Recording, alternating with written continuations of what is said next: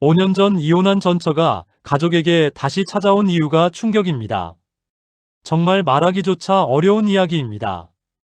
저는 올해 68세인 김철수라고 합니다.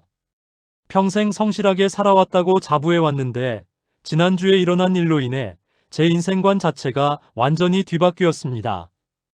5년 전 저는 43년간의 결혼 생활을 정리했습니다. 아내 순자와의 이혼 과정은 정말 고통스러웠어요. 솔직히 말씀드리면 순자가 먼저 이혼을 요구했습니다. 더 이상 함께 살 수 없다며 갑작스럽게 집을 나가버렸어요. 저는 정말 이해할 수 없었습니다. 43년을 함께 살면서 큰 싸움도 없었고 경제적으로도 안정적이었거든요. 아이들도 모두 잘 키웠고 저는 나름 괜찮은 남편이었다고 생각했는데 당시 순자는 새로운 인생을 살고 싶다고 했습니다. 60대에 무슨 새로운 인생이냐고 물었더니 그냥 혼자 살고 싶다고 하더군요. 저는 끝까지 만류했지만 순자의 의지는 확고했습니다. 지금 생각해보면 그때부터 이미 신호가 있었던 것 같아요. 순자가 자주 물건을 잃어버리기 시작했고 가끔 같은 이야기를 반복하기도 했거든요. 하지만 저는 단순히 나이 들어서 그런 거라고 생각했습니다. 결국 아이들의 중재로 원만하게 이혼하게 되었죠. 큰아들 민수가 아버지, 어머니가 정말 원하시는 것 같으니 놔드리는 게 어떨까요? 라고 했을 때 저는 마음이 무너지는 것 같았어요. 43년 동안 함께 키운 자식이 엄마 편을 드는 것 같았거든요. 이혼 당일 법원에서 나오면서 순자가 제게 마지막으로 한 말이 있어요. 철수야, 정말 미안해. 나중에 이해하게 될 거야.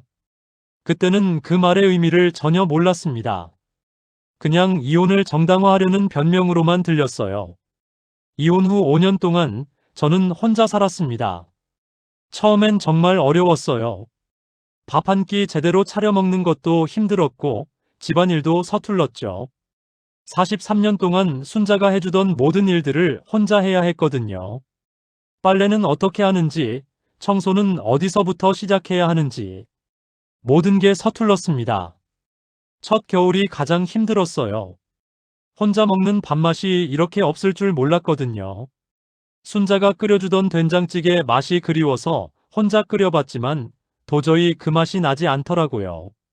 몇 번이나 전화를 걸어서 레시피를 물어보고 싶었지만 이혼한 상황에서 그럴 수도 없었죠. 하지만 시간이 지나면서 나름 적응했습니다. 아이들이 가끔 찾아와 주기도 했고 동네 경로당에서 바둑도 두고 혼자만의 시간을 즐기게 되었어요. 아침에 일어나서 산책하고 신문 보고 낮에는 텔레비전 보다가 저녁에 간단히 식사하는 루틴이 생겼죠. 가끔 동네 사람들이 재혼 생각 없으세요? 라고 물어보기도 했어요. 하지만 저는 그럴 마음이 전혀 없었습니다. 43년을 함께 산 사람을 어떻게 쉽게 잊겠어요? 그래도 순자에 대한 원망은 조금씩 줄어들었습니다. 시간이 약이라는 말이 맞는 것 같아요. 그런데 지난주 일요일 아침이었습니다. 평소처럼 신문을 보고 있는데 초인종이 울렸어요. 아침 일찍 누구인가 했더니 순자였습니다. 그런데 순자 혼자가 아니었어요. 뒤에 낯선 남자 한 명과 젊은 여자 두 명이 서 있더군요. 철수야, 잠깐 들어가도 될까? 순자의 목소리는 예전과 달리 힘이 없었습니다. 5년 만에 본 순자는 많이 늙어 보였어요. 머리카락도 많이 휘어졌고 얼굴에는 깊은 주름이 패여 있었죠. 예전에 단정했던 모습은 온데간데 없고 옷차림도 어딘가 어수선해 보였어요. 응, 들어와. 저도 모르게 문을 열어주었습니다. 그 순간 복잡한 감정이 밀려왔어요. 반가움, 당황스러움, 그리고 묘한 서운함까지. 5년 동안 한 번도 연락하지 않던 사람이 갑자기 나타난 거잖아요. 거실에 앉은 순자는 먼저 동행한 사람들을 소개했습니다. 이분은 사회복지사 박 선생님이고 이분들은 시청 직원들이야. 순자의 말투도 예전과 달랐어요. 어딘가 어린아이 같은 느낌이 들었습니다. 갑자기 웬 공무원들이 집에 온 건지 이해할 수 없었습니다. 무슨 일로 오신 건가요? 제가 물었더니 박 사회복지사가 조심스럽게 입을 열었습니다. 어르신, 사실 순자 어르신께서 지난 2년 동안 치매를 앓고 계십니다. 초기에는 혼자서도 생활이 가능했는데 최근 들어 증상이 많이 심해지셔서 그 순간 제 머리가 하얘졌습니다. 치매라고요? 순자가? 박 사회복지사가 계속 설명했습니다. 처음에는 독립적으로 생활하셨는데 작년부터 여러 번 길을 잃고 헤매시는 일이 있었어요. 가스레인지를 켜놓고 잊어버리시거나 밤에 갑자기 밖으로 나가시려고 하기도 하셨고요. 그래서 임시로 요양원에 계셨는데 계속 이전 집 주소를 찾으신다고 하시더라고요. 바로 이 집 말입니다. 시청 직원이 덧붙였습니다. 요양원에서도 매일 집에 가야 한다. 남편이 기다린다고 하시면서 울고 계시거든요. 다른 입소자분들과도 어울리지 못하시고 식사도 거의 안 하셔서 저는 순자를 바라봤습니다. 순자는 저를 보며 환하게 웃고 있었어요. 마치 아무 일도 없었던 것처럼. 그런데 자세히 보니 순자의 눈동자가 예전과 달랐어요. 뭔가 초점이 없는 것 같았습니다. 철수야, 나 집에 왔어. 오늘 저녁에 뭐 먹을까? 내가 좋아하는 된장찌개 끓여줄게. 순자의 말에 가슴이 먹먹해졌습니다. 5년 전 이혼할 때까지도 순자는 제가 된장찌개를 좋아한다는 걸 기억하고 있었구나 싶었어요. 박 사회복지사가 계속 설명했습니다. 어르신, 순자 어르신이 가장 기억하시는 것이 이 집에서의 생활이에요. 치매 환자분들이 가장 행복했던 시절의 기억을 강하게 간직하시는 경우가 많거든요. 순자 어르신에게는 이곳이 그런 곳인 것 같습니다. 그럼 지금 순자가 이혼한 것도 기억 못한다는 말인가요? 네, 그렇습니다. 순자 어르신은 지금도 자신을 철수 어르신의 아내라고 생각하고 계세요. 이혼에 대한 기억은 완전히 사라진 상태입니다. 아마 그 기억이 너무 고통스러워서 뇌가 스스로 지워버린 것 같아요. 순간 모든 것이 이해되기 시작했습니다. 5년 전 순자가 갑작스럽게 이혼을 요구했던 이유, 그때부터 이미 치매 초기 증상이 있었던 게 아닐까요? 혹시 5년 전에도 이미 증상이 있었던 건가요? 시청 직원이 대답했습니다. 의료진과 상담한 결과 그럴 가능성이 높다고 합니다. 치매 초기에는 본인이 변화를 감지하면서 불안해하고 판단력이 흐려지며 갑작스러운 결정을 내리는 경우가 있거든요. 아마 순자 어르신도 자신의 변화를 감지하고 가족에게 피해를 주지 않으려는 마음에서 더 이상 듣기 어려웠습니다. 순자가 이혼을 원했던 이유가 치매 때문이었다니. 그동안 저는 순자를 어떻게 생각했던 걸까요? 43년을 함께 산 부부를 버리고 혼자만의 자유를 찾아 떠난 이기적인 사람이라고 생각했던 건 아닌가요? 박 사회복지사가 조심스럽게 말했습니다. 어르신, 혹시 5년 전 즈음에 순자 어르신께서 평소와 다른 행동을 보이신 적이 있나요? 작은 것이라도요. 그제야 기억이 떠올랐습니다. 이혼하기 6개월 전쯤부터 순자가 이상했어요. 갑자기 화를 내기도 하고 같은 질문을 여러 번 하기도 했죠. 밤에 잠을 잘 못 자고 뒤척이는 일도 많았고요. 그러고 보니 그때 순자가 자주 내가 바보가 된 것 같다고 했어요. 열쇠를 자꾸 잃어버리고 약속을 깜빡하기도 하고 저는 단순히 나이 들어서 그런 거라고 생각했는데 맞습니다. 치매 초기 환자분들이 자주 하는 말씀이에요. 본인이 먼저 변화를 감지하거든요. 아마 순자 어르신도 그런 두려움 때문에 가족과 떨어져 있기를 원하셨던 것 같습니다. 순자가 갑자기 일어나서 부엌으로 향했습니다. 철수야, 배고프지?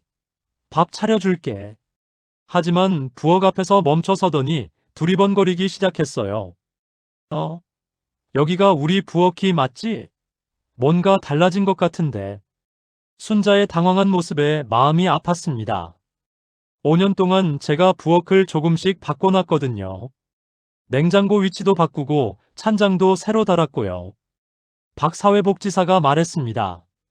어르신, 사실 저희가 온 이유가 있습니다. 순자 어르신을 계속 요양원에 두기에는 상태가 좋지 않아요. 매일 이 집을 찾겠다며 울고 계시거든요. 밤에도 잠을 못 주무시고 식사도 거의 안 하셔서 몸무게가 5kg나 빠지셨어요. 그래서 혹시 어르신께서 순자 어르신을 돌봐주실 의향이 있으신지. 저는 잠시 말을 잃었습니다. 5년 전 이혼한 전처를 다시 돌봐달라고요? 하지만 순자의 모습을 보니 마음이 복잡했습니다. 여전히 저를 찾고 있는 순자를 어떻게 외면할 수 있을까요? 어르신, 물론 강요드리는 건 아닙니다. 다만 순자 어르신이 가장 안정감을 느끼는 곳이 이곳이라서. 요양원에서도 계속 집에 가야 한다. 남편이 기다린다고 하시거든요. 다른 방법도 있지만 환자의 정서적 안정을 위해서는. 그때 순자가 부엌에서 나와서 제 옆에 앉았습니다. 철수야, 미안해. 부엌이 어디 있는지 깜빡했네. 나이 들어서 그런가 봐. 순자가 천진하게 웃으며 제 손을 잡았습니다. 그 순간 43년간의 추억이 영화처럼 지나갔습니다. 처음 만났을 때의 순자, 결혼식 날의 순자, 아이들을 낳고 기뻐했던 순자, 힘들 때마다 제 곁에서 버텨준 순자. 그리고 5년 전 눈물을 흘리며 집을 나가던 순자. 어르신, 결정하시는데 시간이 필요하시면. 아니요.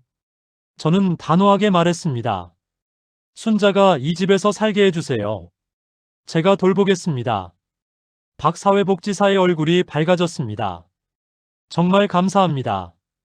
다만 치매 환자를 돌보는 것은 쉽지 않은 일이에요. 저희가 주기적으로 방문해서 도움을 드리겠습니다. 그리고 응급 상황에 대비해서 연락처도 드릴게요. 그들이 떠난 후 저는 순자와 둘만 남게 되었습니다. 어색한 침묵이 흘렀어요. 5년 만에 다시 한 공간에 있으니 묘한 기분이었습니다. 철수야, 나 정말 집에 온 거 맞지? 순자가 불안한 표정으로 물었습니다. 그래, 집에 왔어. 우리 집이야. 제가 대답하자 순자의 얼굴이 환해졌어요. 그날 저녁 순자와 함께 저녁을 먹었습니다. 순자는 된장찌개를 끓이겠다고 했지만 재료가 어디 있는지 찾지 못해서 결국 제가 라면을 끓여주었죠. 순자는 맛있게 먹으면서 역시 우리 철수가 요리 솜씨가 늘었네라고 했습니다. 하지만 식사 중에도 순자는 계속 혼란스러워했어요. 여기가 정말 우리 집 맞아? 뭔가 달라진 것 같은데. 5년 동안 바뀐 것들이 순자에게는 낯설게 느껴졌나 봐요. 밤이 되자 더 큰 문제가 생겼습니다. 순자가 우리 방이 어디였지?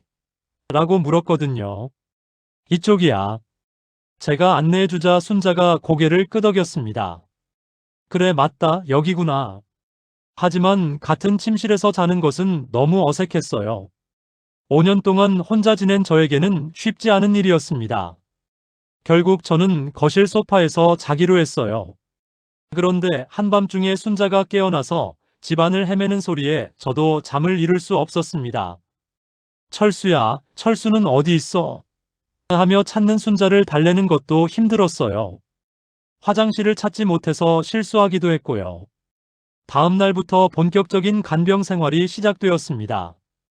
아침에 일어나서 순자를 깨우는 것부터 시작해서 식사 준비, 약 챙겨주기, 씻기기까지 모든 게 새로웠어요. 순자는 때로는 저를 알아보고 때로는 낯선 사람 취급했습니다. 어떤 날은 당신 누구세요? 왜 우리 집에 있어요? 라고 하기도 했어요. 그럴 때마다 마음이 아팠습니다. 화장실도 못 찾아서 실수하는 일도 많았고 밤에 갑자기 밖으로 나가려고 하기도 했어요. 한 번은 새벽 3시에 순자가 시장에 가야 해, 장 봐야 해라며 밖으로 나가려고 해서 막느라 진땀을 뺐습니다. 식사할 때도 문제가 많았어요.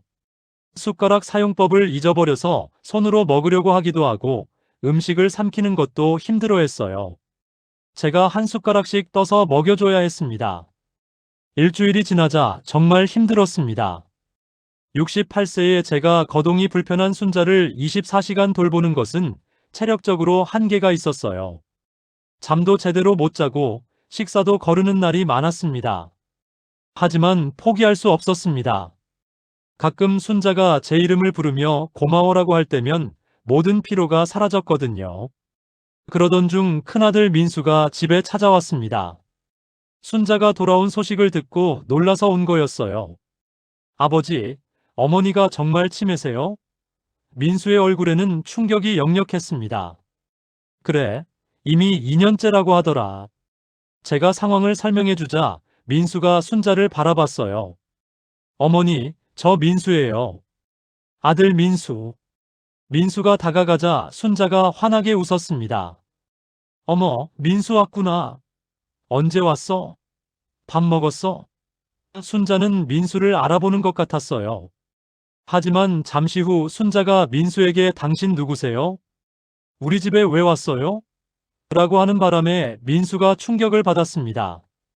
아버지, 이런 상태로 혼자 돌보시기 힘드실 텐데 전문 요양원에 모시는 게 어떨까요? 안 돼. 제가 단호하게 말했습니다. 순자가 가장 편안해하는 곳이 여기야. 요양원에서는 매일 울었다고 하잖아. 민수는 며칠 더 고민하다가 둘째 딸 영희와 셋째 아들 용수에게도 연락했습니다. 아이들이 모여서 가족회의를 열었어요. 아버지 혼자서는 한계가 있어요. 간병인을 구하든지 아니면 우리가 돌아가면서 도와드리든지 해야죠. 영희가 걱정스럽게 말했습니다. 저는 주말마다 와서 도와드릴게요. 용수도 적극적으로 나섰어요. 아이들의 도움으로 조금씩 시스템이 잡혀갔습니다. 평일에는 제가 돌보고 주말에는 아이들이 교대로 와서 도와주기로 했어요. 그리고 주 2회씩 간병인도 오기로 했습니다. 그런데 놀라운 일이 일어났습니다. 며칠 전 순자가 갑자기 철수야, 미안해. 내가 병에 걸렸나 봐. 자꾸 깜빡깜빡해서. 라고 말한 거예요. 순간적으로 정신이 돌아온 것 같았습니다. 저는 조심스럽게 물었습니다.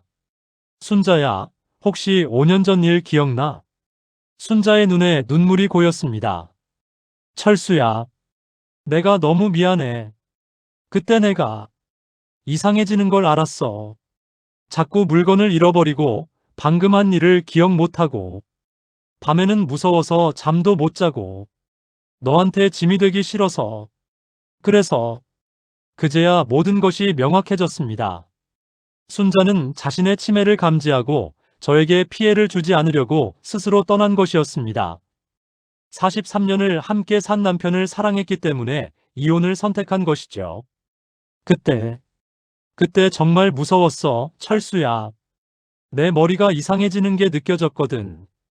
처음에는 단순한 건망증인 줄 알았는데 점점 심해지니까. 혹시 너까지 힘들게 할까봐.